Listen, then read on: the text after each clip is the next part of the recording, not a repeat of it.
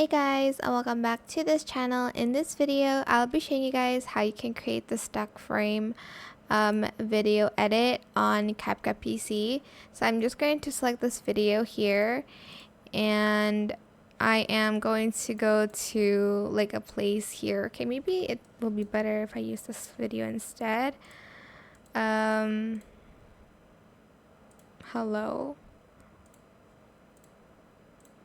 What is the size of this video? Okay.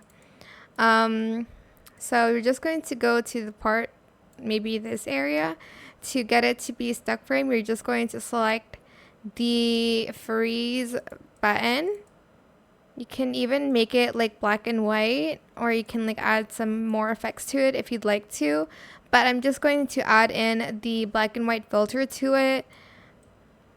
You can also just add it to the person. If there's a lot, it is a little bit more challenging, but if you only have like one person, you can do that as well.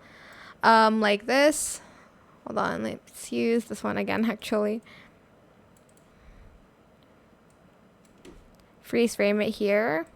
And then on this one, I'm just going to copy and paste it. On this one, remove background. And select auto removal. There we go. And then on this one, I am just going to add in the black and white filter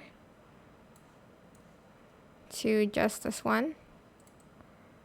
So it's just the person that's black and white.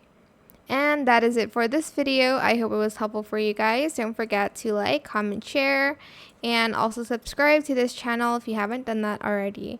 If you have any more questions about this video, just leave it in the comment section down below. I will try my best to answer them all for you guys.